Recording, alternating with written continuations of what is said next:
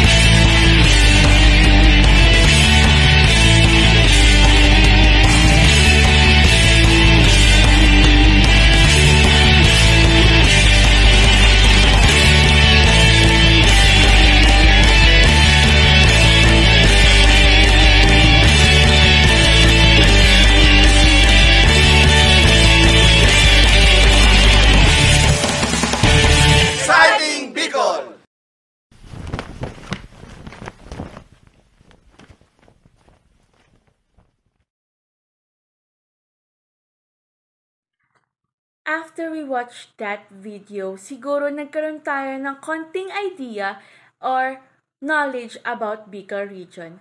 Dun sa video na yon, nakita natin kung ano ba ang meron sa Bicol Region, ano yung mga tourist destination na meron sila, mga product and culture na meron ang Region 5. So let's proceed to Bicol Region. Ano nga ba ang mga provinces at culture, language, and history ng Bicol Region? Bicol Region. The region comprises the 6 provinces which are Albay, Camarines Norte, Camarines Sur, Sorsogon, and the island provinces of Catanduanes and Masbate. Also, Bicol Region has 107 municipalities and 3,471 barangay. So, ito pong 6 provinces na binanggit ko, isitatrackle pa natin sa mga susunod na slide. But first, alamin nga muna natin kung ano nga ba ang meron o ano nga ba ang Bicol Region. Region 5 or Bicol Region. The Bicol Region is one of the 17th region of the Philippines, designated as Region 5. The Bicol Region is located in the southernmost tip of Luzon Island and the largest island in the Philippine archipelago. So, ang Bicol Region is pinakamalaking island sa Luzon according to Philippine archipelago. Also, hindi ko na in-include sa PowerPoint namin, but the region is bounded by Lamon Bay to the north, Pacific Ocean in the east, and Sibuyan Sea and Regay Gulf to the west. So, yun yung nakapalibot sa Bicol Region. This is the map of Bicol Region. So, as you can see naman, binubuo siya ng 6 na provinces, which are Camarines Norte, Camarines Sur, Albay, Sorsogon, Masbate, and Catanduanes. So nakikita nyo rin po sa map is magkaparehas yung kulay ng Catanduanes and Masbate. Kasi according nga kanina, Catanduanes at Masbate is island province sa Bicol region. So let's talk about the history of Bicol region. Saan nga ba nagmula or ano nga ba ang history ng Region 5? The Bicol region was known as Ibalong, variously interpreted to derive from Ibaryo or Ibalyo, which means to bring to the other side. Ibalon means people from the other side. But also, Ibalon means people who are hospitable and give visitor gifts to bring home. The region was also called Los Camarines after huts found by the Spaniard in Camalik, Albay. So dati, hindi siya tinatawag na Bicol region. Tinawag siyang Los Camarines nung nagkaroon ng World War sa Pilipinas. In 1636, the region was subdivided into Ibalon and Camarines, the former composed of Albay, Catanduanes, Sorsogon, Masbate, and the Ticao and Burias Island. So, itong dalawang lugar nito is binubuo ng provinces and island na meron sa Bicol region. In 1829, Camarines split into Norte and Sur. So, noong 1829, napagkasunduan ng gobyerno sa Bicol region na hatiin ang Camarines kasi isa siyang malawak na lugar o malawak na province. So, hinati siya sa Norte and Sur. But these were reunited in 1893 and in 1919 were firmly established as province.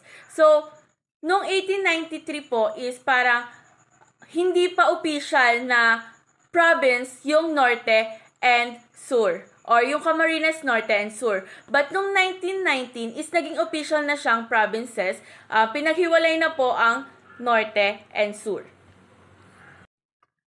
Now, let's talk about the religion in Bicol region.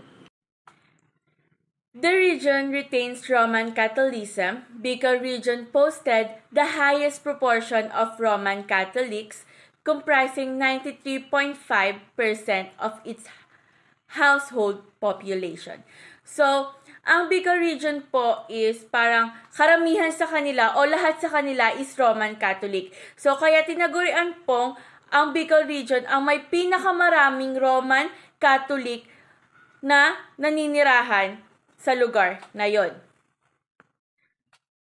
Let's proceed sa language naman na meron sa Bicol region. The language in Bicol is Bicolano language. Bicolano languages are a group of language spoken by people in the Bicol region on southern eastern Luzon in the Philippines. They was highly affected by the Spanish language. So, ang language po na meron sa Bicol is Bicolano. Bicolano came from the word Bicol also. Then, kaya siya naging Bicolano kasi nung nagkaroon nga po ng World War sa Pilipinas, isa ang Bicol region sa napuntahan ng mga Spaniard or mga Spanish people. Now, let's proceed to the provinces in Bicol. Hello everyone, let's talk about the Albay.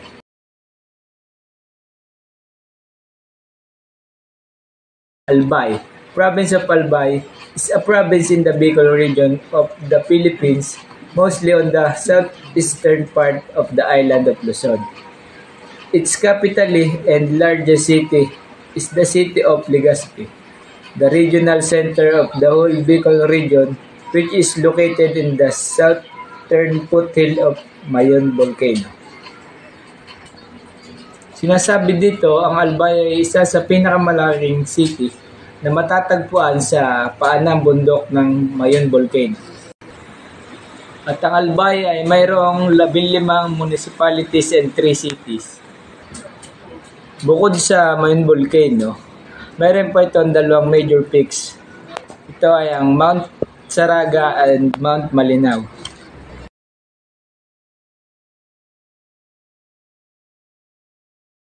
Now, let's proceed to the tourist destination. Ang una ay Mayon Volcano.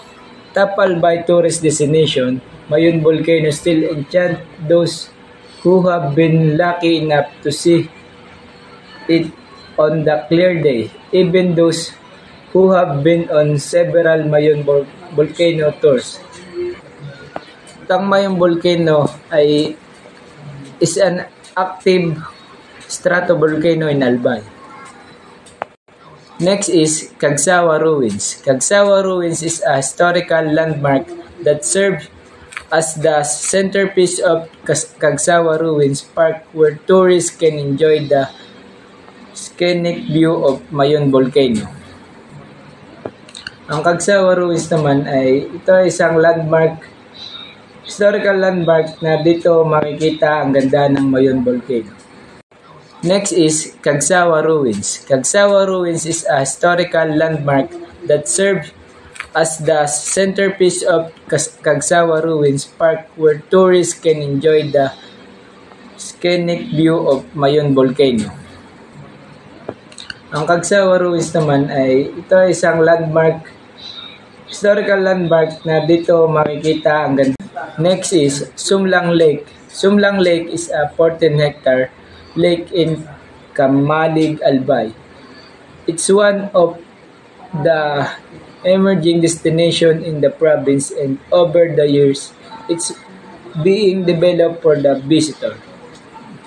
At dito rin sa Sumlang Lake, maaari mong makita ang ganda ng bundok ng Mayon volcano. Maaari kang mag-ride sa mga balsa at saka mag-view sa mga cottage, at napakaganda ng view dito. Next,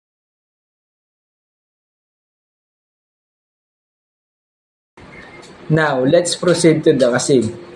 Una is Pinangat. Pinangat is a version of flying, a famous native chili hot oil dish of a little town of Kamalig, Albay, which is a blend of group pork, coconut milk, diced shrimps, and chili warped in gabi leaves. Next is Muscovado. Muscovado is locally known in sankaka and is made of coconut milk, brown sugar, and ground glutinous rice. Ang Muscovado naman ito sa atin ay parang kalamay. DJC Halo-Halo. DJC Halo-Halo is the sweetest you will ever experience in Albay. This famed halo-halo unique flavor has generous amount of shared cheese toppings.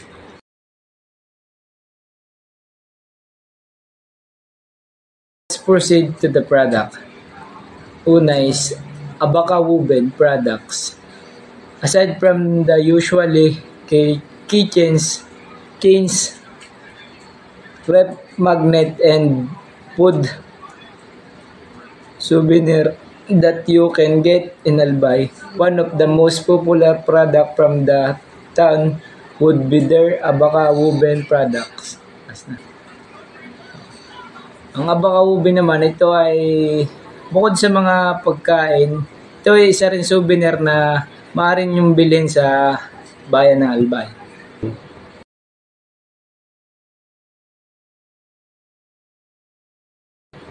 Now, let's proceed to the culture.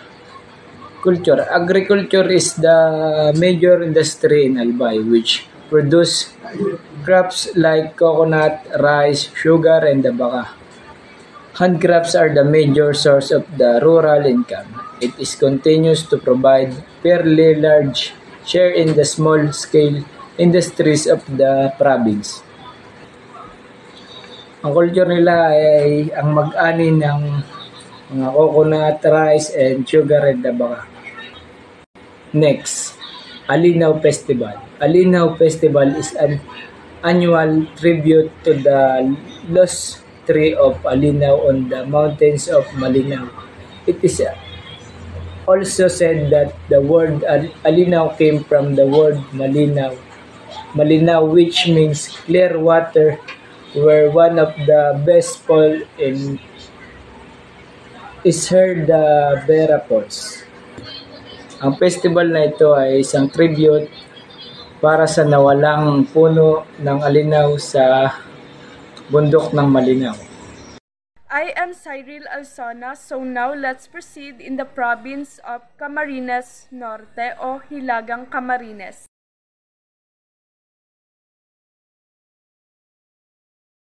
The province borders Quezon to the west, Camarines Sur to the south, and Philippine Sea to the north. Matatagpuan ang Camarines Norte sa Bicol Region at ang capital niya is Dait. Sinasabi na ang Camarines Norte ay Bicol-speaking region. So, noong 1829, Camarines Norte was separated from Ambus Camarines at inassign na nga na ang kanilang capital is Dait. At ang iba pa nitong mga bayan tulad ng Talisay, Binsuns, Labo, Paracale, Jose Panganiban, Kapalonga, Ragay, Lupi, Sipukot, San Vicente, Santa Elena, Mercedes, San Lorenzo Ruiz, and Basud. But in 17 years, nalipat ang bayan ng Ragay, Lupi, and Sipukot sa Camarines Sur at napalitan naman ito ng bayan ng Siruma. So, Camarines Norte has 12 municipalities and 1 city. Kilala ang Camarines Norte sa mga beautiful beaches, stunning landscapes, and rich cultural heritage. Also with its unique blend of natural wonders and cultural attraction. It's no surprise that Camarines Norte is a popular destination looking to explore what the Philippines offers. So proceed naman po tayo sa mga pinagmamalaking tourist attractions or destinations ng province ng Camarines Norte. The first one is the Calaguas Island. So matatagpuan ito sa bayan ng Binsun sa province ng Camarines Norte. It's known as Pristine Beach o Sobrang Pure. It's popular sa tawag na Mahabang Buhangin Beach and made up in a long stretch of powdery white sand. Also, it's known the Virgin Island because this island is largely uninhabited and undeveloped island. Also, it includes the larger and most popular Tinaga Island, which is the island you will be staying on. The first one is the Calaguas Island. So, matatagpuan ito sa bayan ng Binsun sa province ng Camarines Norte. It's known as Pristine. Second is the Colasi Falls. Ang tourist attractions naman na ito ay para sa mga nature lover. And also, it's known as Pristine Forest or Fuerte Forest. It's located in Mercedes, Camarines Norte. Ang falls na to ay may lalim na 70 feet high and it has sparkling blue water for swimmers and bathers. Marami ding activities na pwedeng gawin dito like swimming, snorkeling, island hopping, and nag-o-offer din sila ng mga cottages.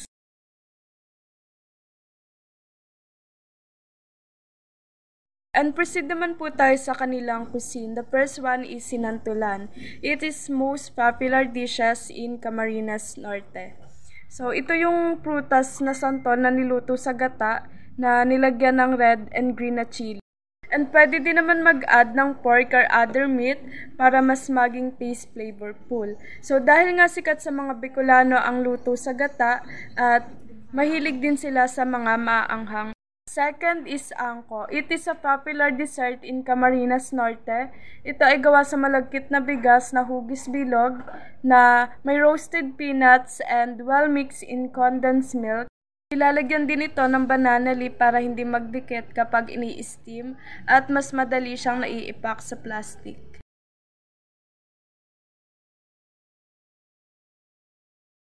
Proceed naman po tayo sa kanilang product. The first one is pili tart. From the word pili tart, gawa po siya sa pili. And it is most popular delicacy from flour like Formosa. So, ang dessert na to ay boat shape and sobrang sikat din ito sa kanilang probinsya. Second is Quench Pineapple Juice. So, dahil lang nga ang province ng Camarines Norte ay isa sa nagpo-produce ng pineapple sa buong Pilipinas, ay hindi sila nawawala ng produkto na gawa sa pineapple. At ang produkto na to ay nagmula sa bayan ng Labo sa Camarines Norte, also from the famous Formosa. The last one is Pandecillos. Mula naman po ito sa bayan ulit ng Binsuns sa Camarines Norte. Its name is derived from the word pan, which means bread. Para din itong pandesal, but with twist of sweet blend all of condensed milk and hinati siya sa maliliit.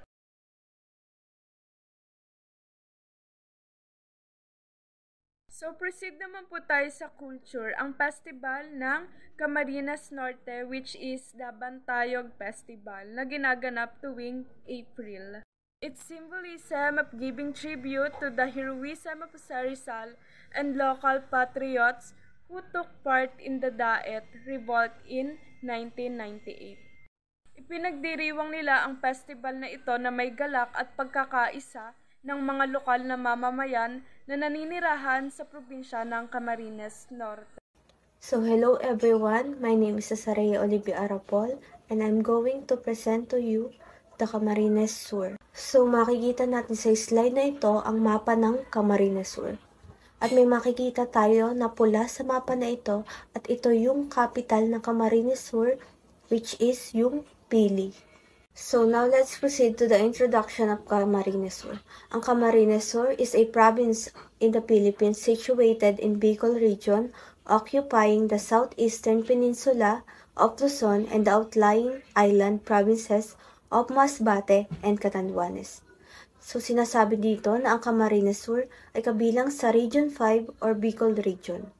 And also it occupies the southeastern peninsula of Luzon and the outlying island provinces of Masbate and Catanduanes. Ang capital ng Camarines Sur ay Pili, at ang Camarines Sur has 35 municipalities at 2 cities. At ang total number naman ng barangay doon ay 1,063 barangays. At ang Camarines Sur ay binigyan ng title as the Sports and Adventure Capital of the Philippines.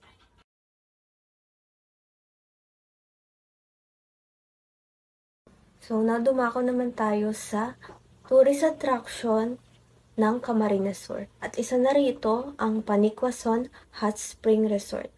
Ang Panicquazon Hot Spring Resort ay matatagpuan ito sa lungsod ng Naga at ito rin ay located sa paanan ng Mount Isarog. Makakapag-relax ka sa hot spring na ito at meron din silang cold spring kaya mas ma-enjoy mo ang oras kapag nandun ka at kapag nagbabad ka sa Panicquazon Hot Spring. Makakapag-chill ka rin at marirelieve din yung stress mo. At meron din silang activities na pwede mong gawin doon katulad na lamang ng ziplining, crossing their high rope tension bridge, wall climbing, bike zipline, Tarzan swing, at iba pa. Ngayon, dumako naman tayo sa kasunod na tourist attraction sa Camarines Sur. At ito ay ang Malabsay Falls. Kung gusto mo naman mag-refresh, mag-chill, try to visit Malabsay Falls. Ito ay located sa Naga City at ito ay isa sa kilala ring falls na pinupuntahan ng mga turista. Ang Malabsay Falls ay may 40 feet ang height at kayang makipag-compete sa iba pang mga waterfalls sa Pilipinas dahil sa mataas nitong height. At ngayon dumako naman tayo sa panghuling tourist attraction sa Camarines Sur. At ito ay ang Matukad Island. Ang Matukad Island ay isang tiny island off the coast of the Caramoan Islands. Makikita dito ang limestone cliffs at malinaw na katubigan at ito rin ay white sand beach. At kung mahilig kang mag-scuba diving, snorkeling, at mag-swimming, ay perfect itong puntahan dahil sa malinaw nitong katubigan at maayos na kapaligiran sa island na ito.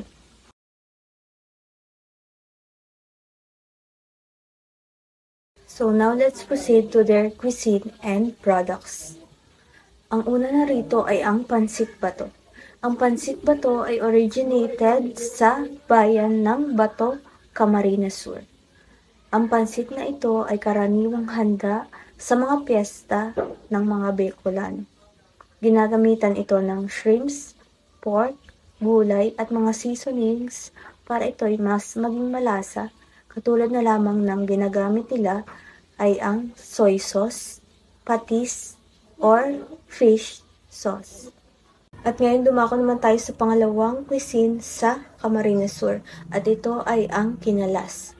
Ang kinalas ay napaka-popular dish sa Naga City.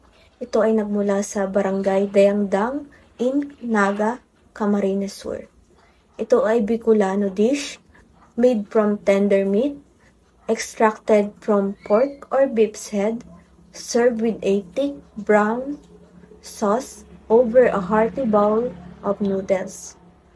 And if you try to visit Camarines Sur, and if you are more on noodles, try to order and taste this kinalas dish.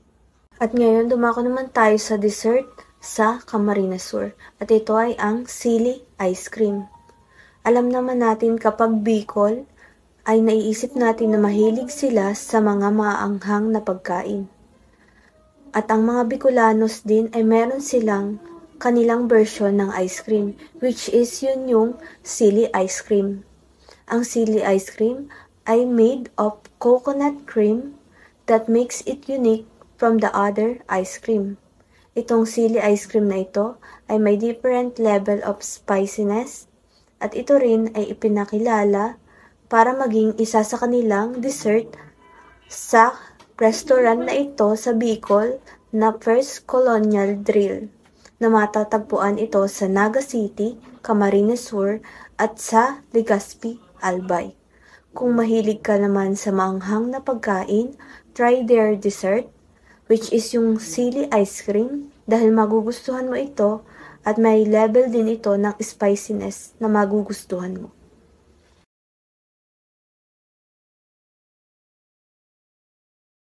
Ngayon, dumako naman tayo sa culture ng Camarines Sur. The Camarines Sur Bicolanos are mostly farmers who produce crops like coconuts and abaca and fishermen who catch fish in rich fishing grounds of San Miguel Bay and Lagonoy Gulf. Ang mga Bicolanos naman doon sa Camarines Sur ay karamihan ay farmers na nagpo-produce sila ng crops like bigas, coconuts at abaca. Ang mga fishermen doon sa Camarines Sur ay nangingisda sa rich fishing grounds sa San Miguel Bay at Lagonoy Gulf. Ngayon, dumako naman tayo sa festival ng Camarines Sur at ito ay ang Kaogma Festival. Ito ay kilalang festival sa Camarines Sur at unang pinagdiwang noong May 15, 1989. At ang festival na ito ay may mga cultural activities katulad na lamang ng expositions, sports events, beauty pageant, at mayroon din silang singing competition, processional grand parade, at mayroon din silang street dance competitions.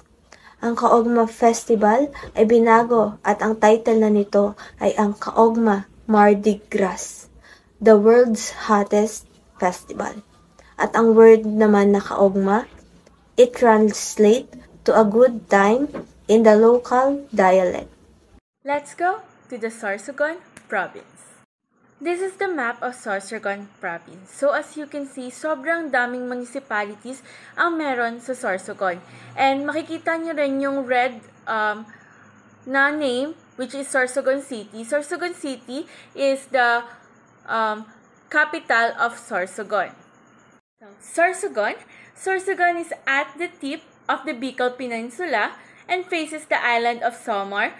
To the south is across the San Bernardino Strait and Ticao Island.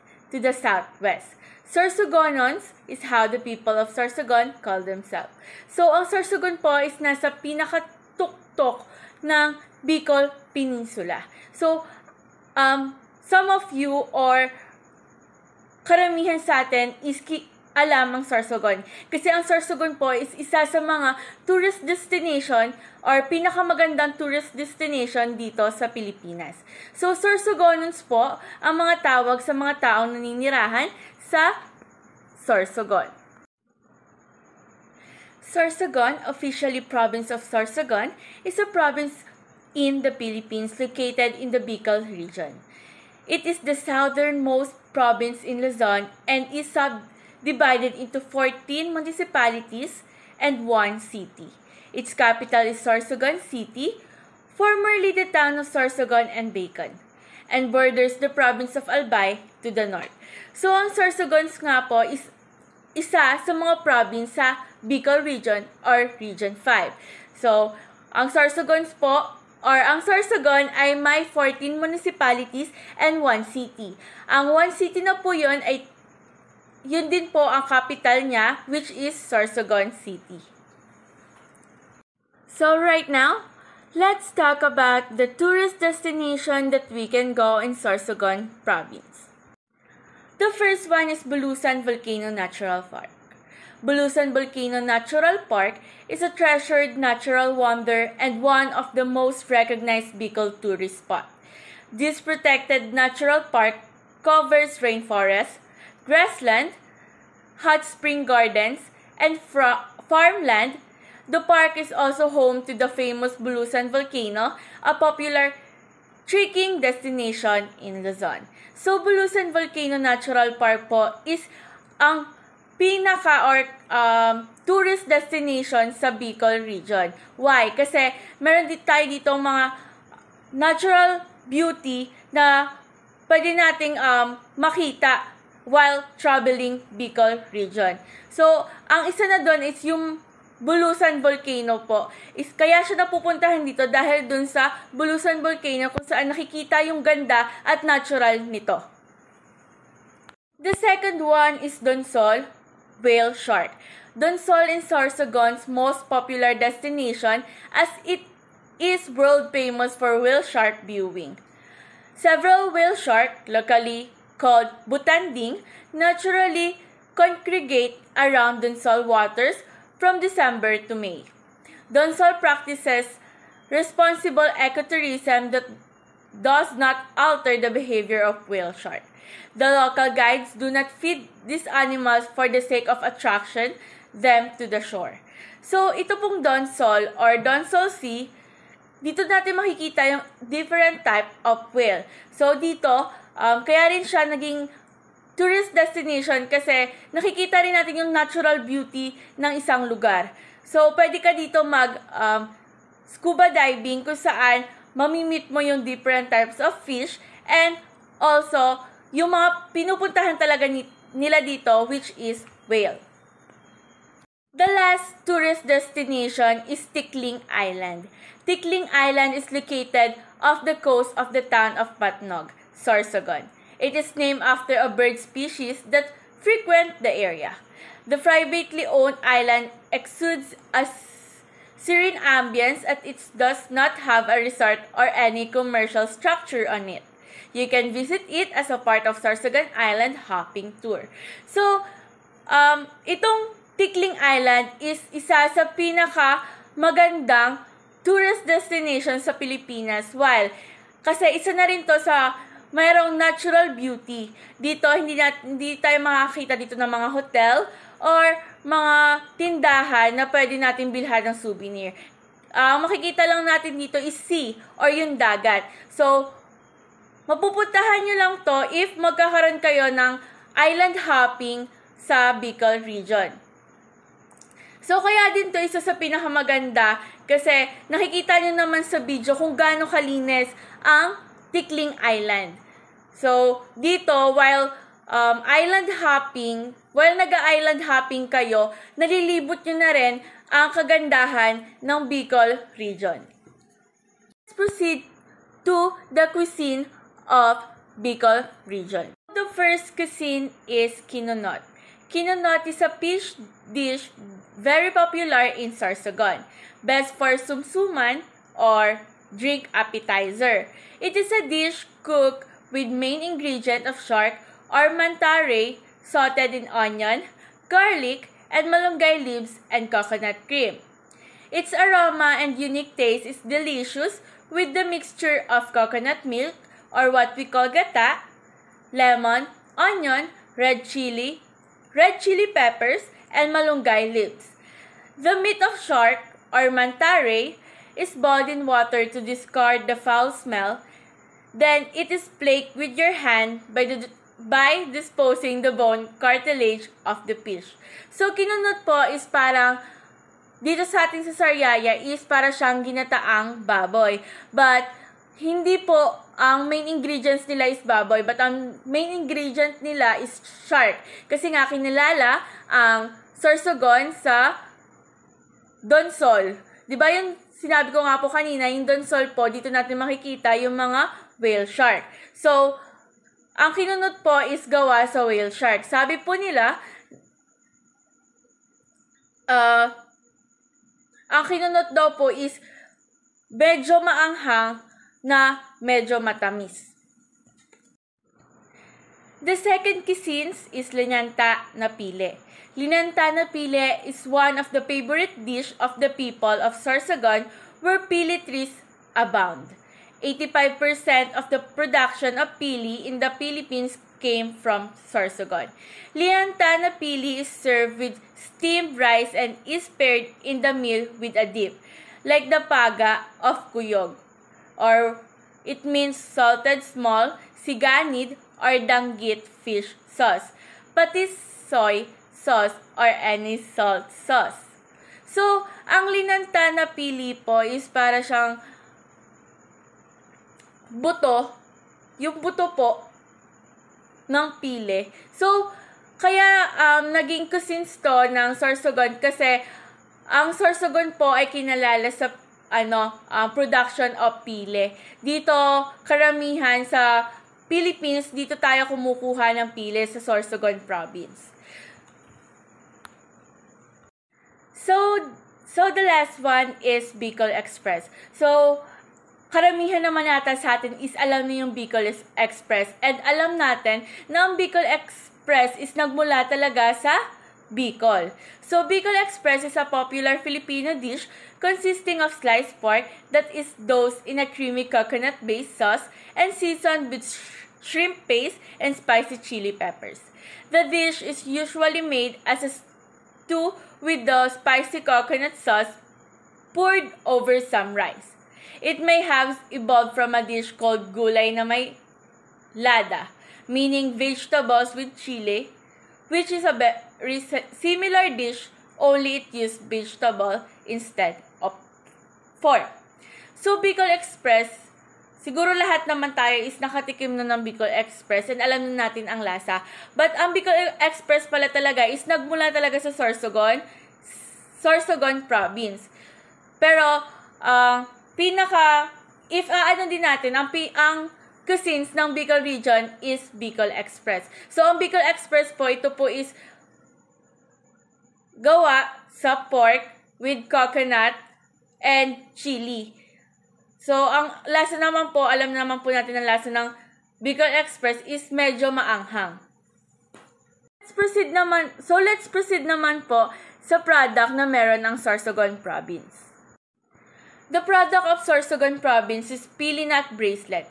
This bracelet is one of a kind and handmade in the Philippines using the awesome nut you know and love, using intricate wooden beadwork and a cross-cut of the shell the reach of battery nut came from. This bracelet has a warm and rich brown color. So, sabi ko nga po kanina, ang pili ang pinaka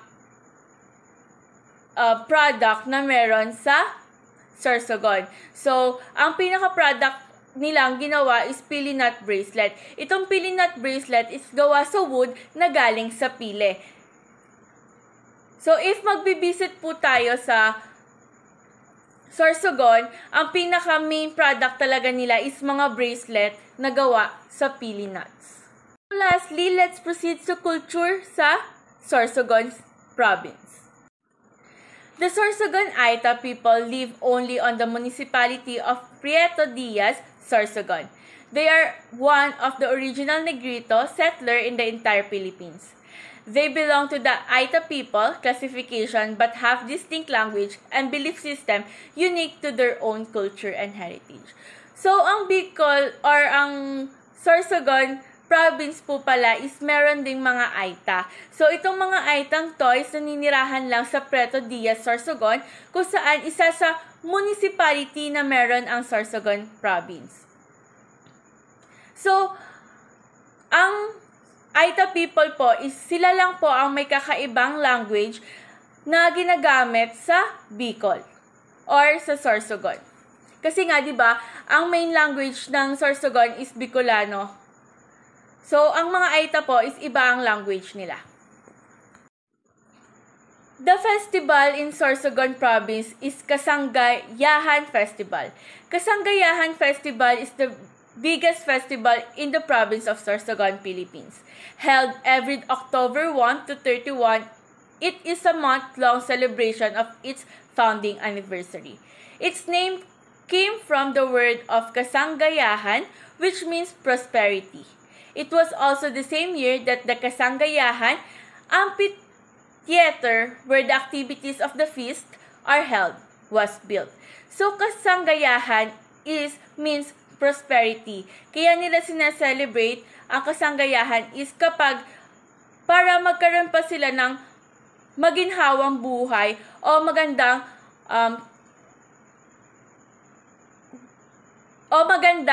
kabuhayan. So, ang Kasanggayahan po is parang hineheld nila every October 1 to 31. So, isang month po siya hineheld kasi maraming mga activities and mga dances na ipinapakita dito sa Sanggayahan Festival.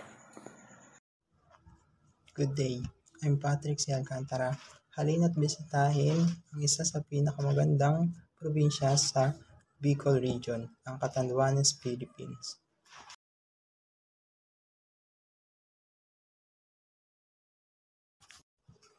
Catanduanes is an island province in the Philippines situated east of the mainland Bicol of Luzon Archipelago. Catanduanes has a great deal to offer to guests with its varied blend of Spanish colonial churches, waterfalls, waves perfect for surfing, and beaches that are still untouched even for most of the locals. The province of Catanduanes is geographically situated at the easternmost part of the Bicol Peninsula, separated from the mainland Bicol by the Maqueda Channel and the Labonoy Gulf. It is the first landmass of the Philippine archipelago to kiss the Pacific Ocean, making it directly open to the path of tropical cyclones, thus the moniker, which is called the Land of the Howling Winds. The best time of the year to visit Catanduanes is from the month of March to June when the weather turns dry. It is coolest and rainiest from October to early part of January, and hottest from March to May. Ang Catanduanes ay tinagurian bilang Isla de Cubos ng mga Spanish conquistador kapag binibisita nila ang islang ito. Land of the Howling Wind naman dahil sa madalas na mga bagyo na bumibisita dito taon-taon. At Happy Island naman dahil sa mga magagandang lugar na pwedeng maialok ng islang ito sa mga bisita at sa kasaganahan ng mga lokal nito pagkatapos ng bagyo. Catanduanes is divided into two districts, West Catanduanes and East Catanduanes.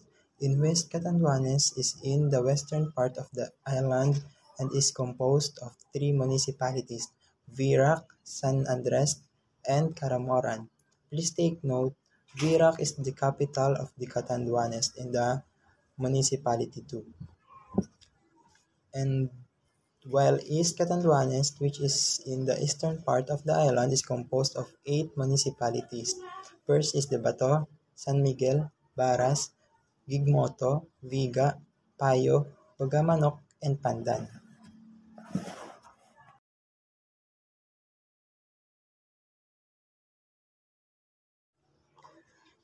Let's proceed to the tourist destination in Catanduanes Island. First is Pururan Beach. Pururan Beach is a famous surfing destination in Catanduanes. The beach features a wide and considerable stretch of cream-colored sand, interesting rock formation, and a serene background of jungle-covered rolling hills. It is situated on eastern edge of the island facing the Pacific Ocean. That's why it has strong and big waves, perfect for surfing. Let's proceed to the tourist destination. Second one is the Patag Island. Patag Island is also known as Cagraray Island. Is one of the best tourist spots in Catanduanes. The island is composed of some white sand, a clear water lagoon, rock formation, and massive flat boulders at its center, with some growing plants. The island is prominently composed of flat boulders on different unorganized elevations and sizes. So kung inyong mapapansin sa picture is isa itong Patag Island kung saan is full of ano lang siya, tawag dito, full of rock na konti lang yung dahon, ganun.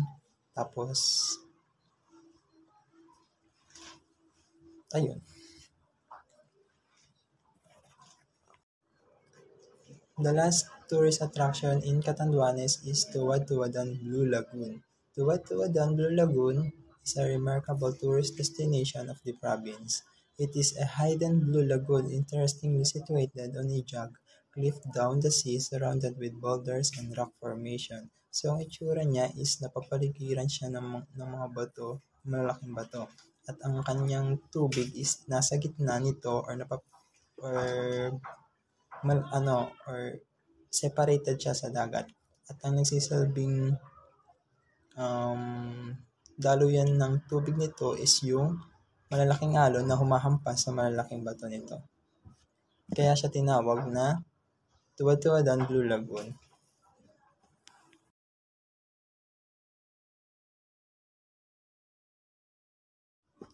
Next is the cuisine or food in Catanduanes, Philippines. First is kalupo. This afternoon snack is made from gabi or taro root. It has a filling made from grated tara and young coconut meat cooked in gata or coconut milk. It is best eaten with cheese toppings or a caramelized sugar dip. So it's katulad lang nito is yung parang minatamis na gulay dito sa ating lugar. Kung ang pinagkaibahan lang sa kanila is yung lang siya, made of gabi lang. Wala nang ibang halo at gata lang. Yun lang. The next one is steamed tabugok. Those who are exploring the Carorian wonders are in luck because this special dish is only served as part of the island hopping adventure. Tabugok is a seafood table dish made from red baby octopuses.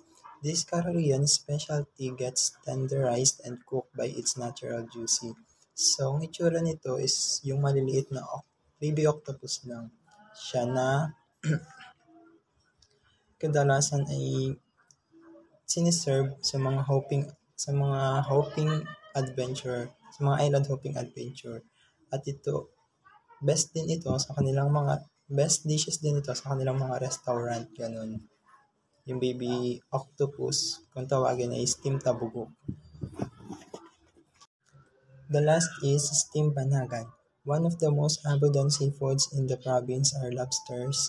It can be expensive dish in other parts of the country, especially in the metro, but in Catanduanes it is more affordable because it's considered as a staple food. Sikat din ito sa kanilang iba't ibang restaurant. Kung mapapansin nyo doon sa picture, ganun yung itsura ng steamed banagan. Isa siyang malaking lobster. Yun lang.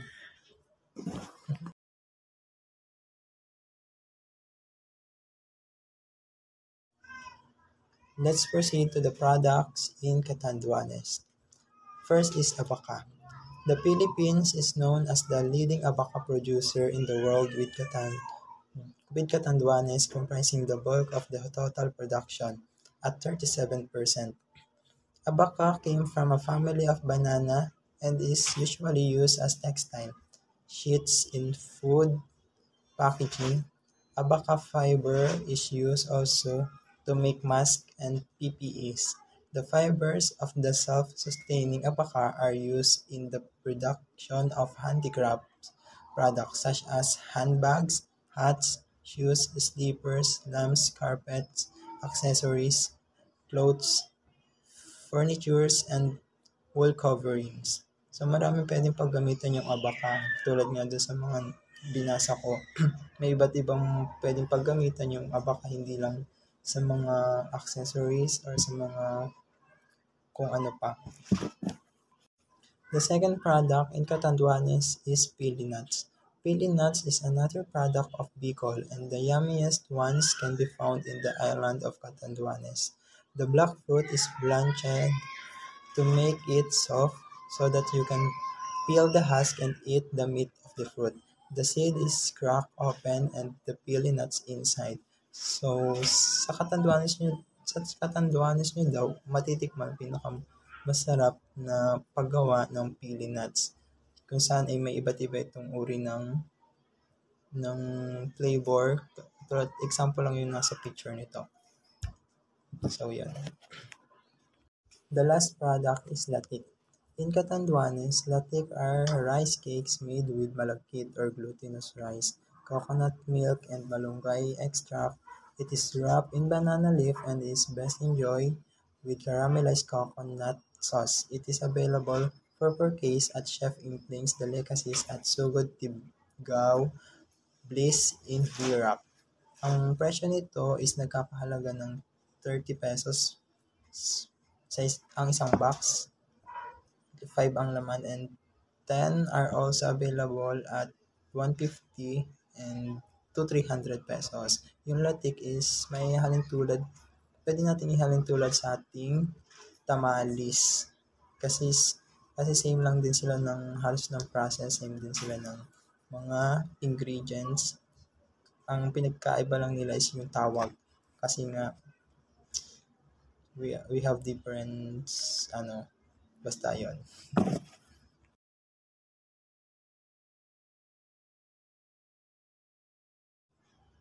Now, let's proceed to the last, the culture and tradition in Catanduanes Island.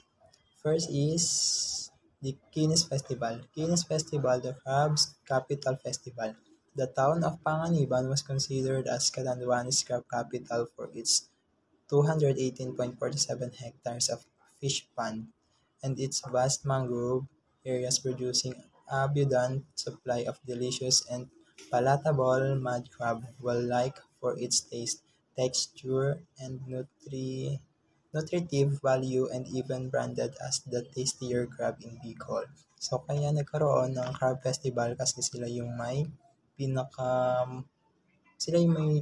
tinaguri ang capital ng crab, ng mga katang, na mayroon silang 218.47 hectares na palaisdaan para sa mga crab. Kaya sila ay nagkaroon ng festival at ginawa na nila itong culture taon-taon.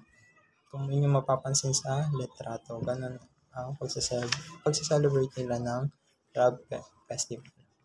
And Abaca Festival in Catanduanes, formerly known as the Catanduanes Abaca Festival. The province simply used Abaca Festival for the third straight year as they are recognized as the biggest abaca producing province in the country.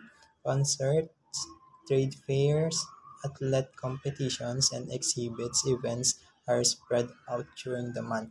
While the main event is in Vira, several municipalities coincide their celebration with the Abaca Festival, like in Caramoran, where they host their Palumbanes Festival, which include a miniature paraw painting and paraw regatta race. So, yun, nagdidiwang din sila. Pinagdiriwang din nila yung Abaca Festival na kanilang pinaka sikat na tradisyon doon sa kanilang lugar. So, yun lang. And thank you. Good day everyone, I am Rose Antihada Anglo at ang i-report ko naman po ay isa pang province sa Region 5. Ito ay ang province ng Masbate.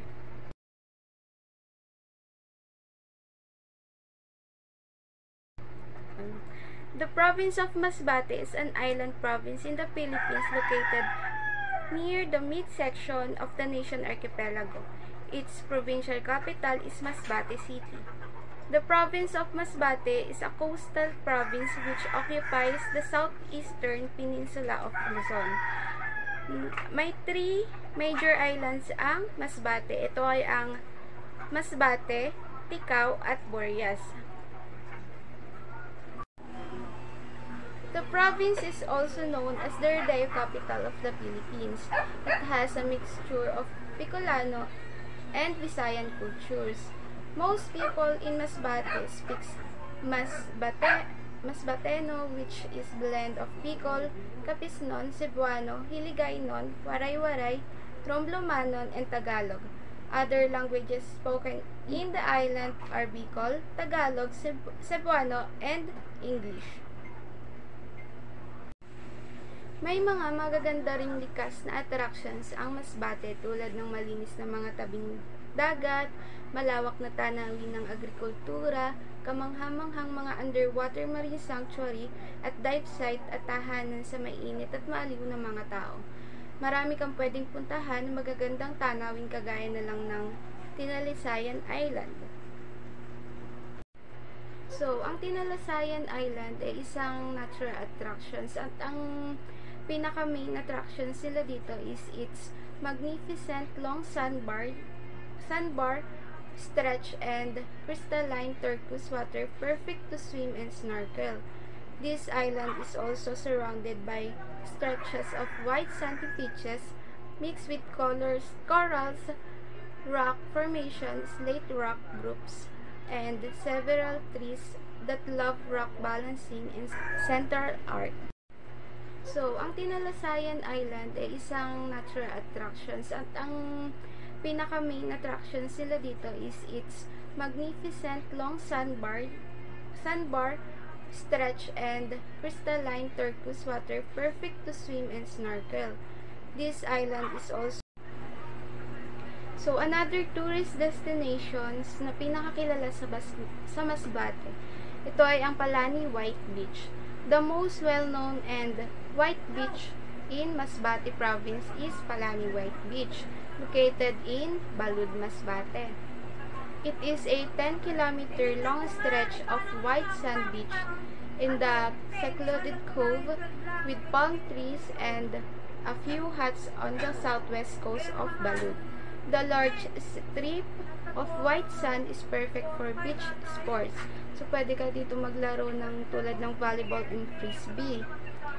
The seafront of slowly sloping and the sea is calm where the guests can swim comfortably deep.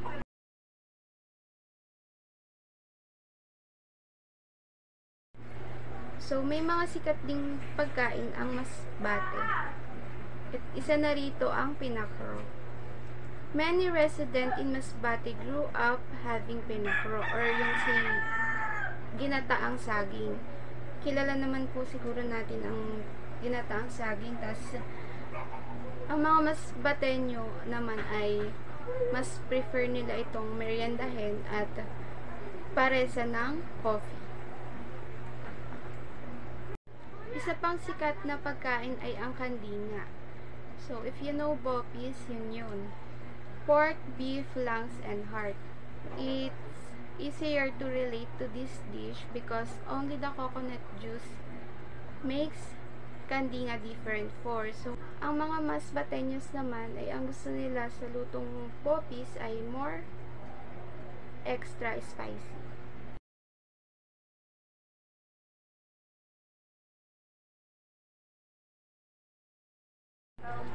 Product of Masbate. Molido. A Spanish word that means ground or milled.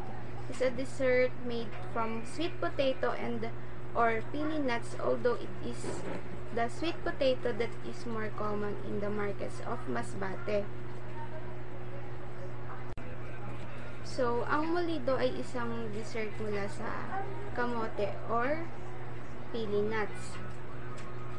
Mayroon ring iba't ibang molido kung saan yung iba naman ay binuburburan ng butil ng niyog at dinurog na pili nuts na masikat sa mga lokal at turista sa Masbate. Another product is Carmelado. So, ito po ay gawa sa Carabao's milk at asukal. Ito naman ay version ng pastillas de leche ng Masbate.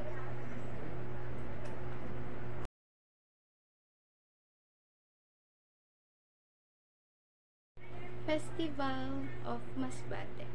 Isa na rito ang Corn Festival, a harvest festival among Moncadistas in San Juan Ramon, Luzon, famous for the people dancing on glowing embers. The celebration is a ritual for Thanksgiving after the plentiful corn harvest. Ang Corn Festival ay walang tiyak na buwan or araw. Kaya rin ito tinawag na Corn Festival dahil ang pagdiriwang na ito ay isang ritual ng pasasalamat pagkatapos ang maraming ani ng mais. So that's all for Bicol Region or Region 5, and thank you for listening. Sana meron kayong natutunan sa Group 2.